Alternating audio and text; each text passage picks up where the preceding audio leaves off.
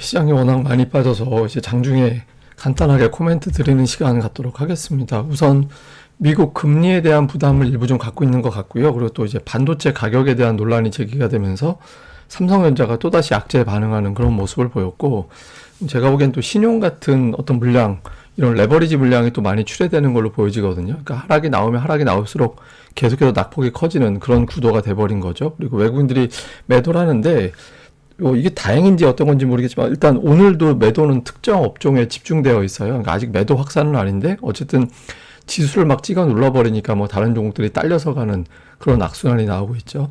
근데 오늘 보면 아시아 증시가 그렇게 썩 좋은 흐름은 아닌데 코스피가 유난해요. 코스닥은 더 심하게 빠지고 있고, 그러니까 뭐 다른 나라도 썩 좋은 환경은 아니긴 합니다만은 우리 증시가 유난하게 많이 빠지죠. 뭐 대만 같은 경우도 그렇게 심각하게 문제가 되거나 그런 건 아니었는데 우리가 좀 유난합니다. 그래서 왜 빠지나 보면 우선 첫 번째로는 국채 금리가 너무 많이 올랐다라는 점, 그러니까 4.44%까지 올라갔는데 이게 어제 하락으로 반영이 일부 됐다라고도 볼 수 있는데, 이제 오늘 문제가 됐던 거는 닐 카시카리가 인플레이션 신호가 안 좋게 나오면 12월에 금리 인하 안 할지도 몰라 이런 발언을 했잖아요. 그러니까 그렇게 되면 내년도 2분기부터 트럼프가 이제 정책을 시작할 텐데, 그러면 어쩌면 금리 인하 이걸로 끝나는 거 아닌가? 그러니까 이런 식의 어떤 부담도 있는 것 같아요. 그러니까 미국이 금리 인하 더 못하면 우리나라도 금리 인하 한국은행에서 하긴 어렵게 될 것이고, 그럼 이 글로벌 경기 장담 못한다, 뭐 이런 식으로 해석되는 측면이 있는 거죠.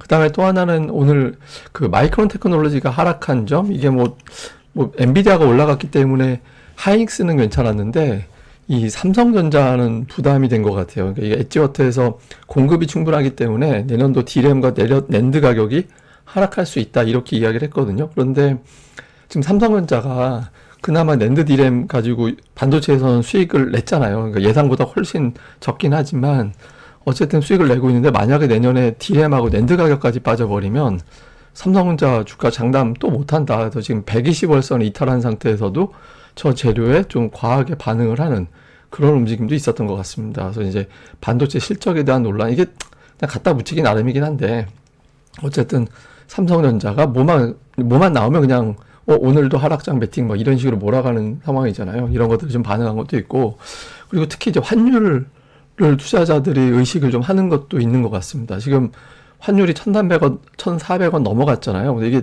1,400원 같은 경우는 우리나라가 역사상 넘어간 사례가 별로 없어요. 그러니까 이게 보시면 1,400 선을 제가 건너서 보여드리면 세 번밖에 없잖아요. 우리나라 IMF 외환위기 때, 그러니까 리먼 사태 때, 레고랜드 사태 때, 그러니까 이때밖에 없거든요.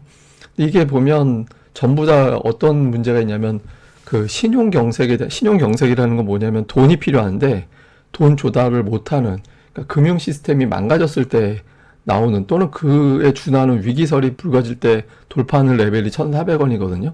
그래서 이게 보통 달러가 워낙 강하니까 뭐 지금 우리나라 원화만 문제가 된 게 아니니까 괜찮지 않을까라고 봤는데, 어쨌든 환율이 오늘 장에서 쉽게 안 내리는 데다가 그러니까 미국의 어떤 트럼프가 임명하는 강요 봐서는 이게 강달러가 쉽게 안 깨질 것 같다, 뭐 이런 식의 어떤 분석이 있었던 것 같습니다. 그래서 환율이 좀 안정되는 걸 봐야 움직이지, 뭐 이런 어떤 것들이 좀 가중이 된 걸로 보여집니다. 그래서 근데 이제 지수가 빠지는 과정을 보면 또 하나 보여지는 게 이렇게 뚝뚝뚝 빠지는 거 있잖아요. 오늘 아침에 시초가에서 여러분들 그 동시호가의 하한가로 시초가 시작하는 종목도 되게 많이 보셨을 거예요. 근데 그게 그 신용 반대매도 나오는 거거든요. 근데 보통 보면 그 신용하고 연결고리가 있는 종목들이 쏟아져 나올 때 이게 뚝뚝뚝 떨어지는 그런 형태를 보이거든요. 그러니까 이게 이제 반대매도 나오는 시간하고는 좀 다르긴 한데, 이거는 뭐냐면 신용, 스탁론, 아니면 뭐 CFD도 포함을 해서 이런 것들을 보유한 이제 투자자들이 반대매도 하한가 주면 나가는, 그냥 여기서 내가 던져버리겠다라고 해서 자발적으로 던지는 물량들, 그러니까 그런 것들이 막 나오면서 지금부터 이제 빠지면 빠질 때마다 그런 물량이 막 털려 나올 때니까 그런 물량이 일찌감치 좀 정리된 것 아닌가, 오후에 더 빠질 거니까 지금 미리 빼버리자, 이런 형태로 물량이 나와서 수급적인 측면도 좀 있는 것 같습니다. 그리고 이제 앞서 뭐 삼성전자 보여드렸습니다만은 삼성전자가 쉽게 반등을 못하니까 자꾸 뭐 선물 옵션 이런 데서 하락 쪽으로 수익을 크게 먹으려는 뭐 인위적인 어떤 흔들기, 뭐 이런 것도 영향을 좀 준 것 같아요. 그래서 어쨌든 지금 3일 동안 3일 연속 1,300 종목 이상 하락하는 그런 모습들이 나타나고 있거든요. 근데 이게 이런 식으로 계속 하락을 해버리면 이게 투매가 지금 3일째 이어지는 거죠. 보통 1200개 이상. 이거는 이제 상장 종목수가 다르니까 이제 그때마다 기준이 달라지긴 하는데, 최근 기준으로 보면은 1200개가 넘어가면 투매가 나오는 걸로 보통 보거든요. 그러니까 3대1 비율로 하락 종목이 많은 거. 근데 지금은 1300개가 넘어가는 거니까 뭐 굉장히 강한 투매가 나오고 있는 거죠. 그래서 투매가 3일째 이어지고 있다라는 점, 그러니까 이게 뭐 아마 말씀드렸던 수급적인 요인도 좀 더해서 나온 게 아닌가 이렇게 추정이 됩니다.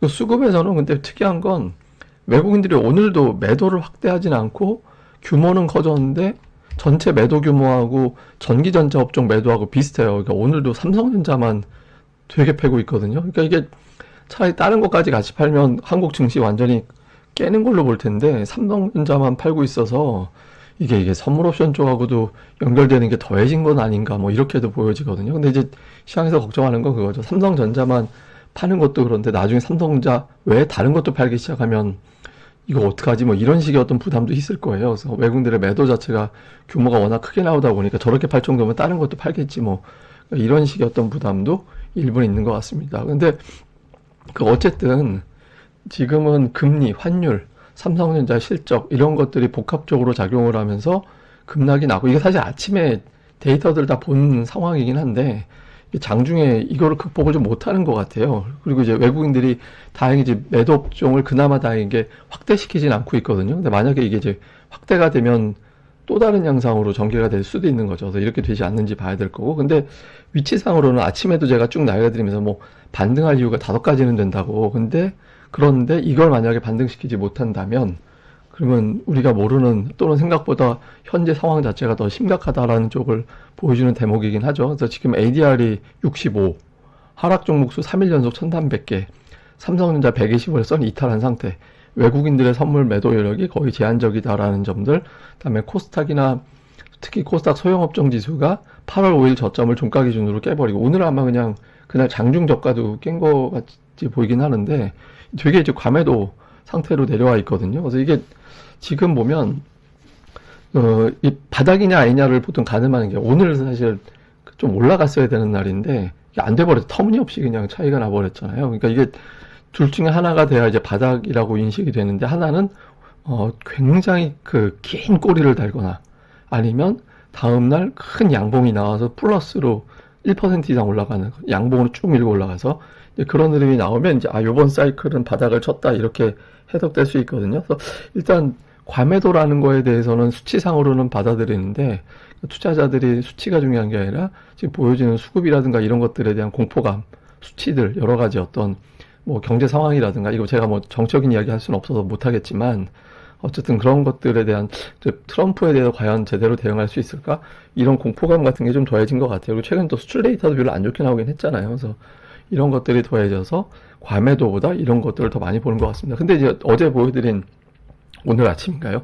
보여드린 건데, 이게 시장의 하락 종목수가 이게 폭발적으로 터진 날, 그러니까 터진 날 기준으로 보면 다음날 한 이틀, 3일 정도는 막 이렇게 변동성이 계속 커지긴 했는데, 그다음부터는 좀 강세로 돌아서는 경향성이 있긴 했었거든요. 근데 이게 그러려면 앞서 말씀드린 대로 꼬리가 길게 달리거나 빠진 날은, 아니면 그 다음날 양봉이 크게 나오는 그런 흐름이 나오면 이제 바닥 쳤다, 이번 사이클 끝, 저점 끝, 이렇게 이제 볼 수 있게 되거든요. 그래서 그런 흐름이 좀 나와줘야 되는데, 지금 일단은 뭐 장중 기준으로 보면은 뭐 긍정적인 재료 또는 되게 많이 빠졌으니까 이제 사야지 이런 거보다는 좀 위기설이 더 크게 작동한 것 같습니다. 그러니까 남은 시간 관전 포인트는 저점 매수가 가동이 되는지, 그 다음에 이후에 뭐 수급도 중요하지만 일단 지수 자체가 움직이는 게 되게 중요하잖아요. 어떤 바닥 신호로 해석할 수, 그러니까 바닥이 아니라 상승 시도로 해석될 수 있는 데이터들이 나오는지 좀 보고 그런 내용도 정리해 드리도록 하겠습니다. 예, 뭐 이게 장중에 갑자기 빠져서 이게 뭐가 또 새로운 게 터진 게 있나 싶을 것 같아서 보니까 별로 뉴스로 나온 건 없어요. 근데 이제 이런 것들이 크게 작용한 것 같아서 그냥 재확인 차원에서 내용을 정리해 봤습니다. 예, 감사합니다.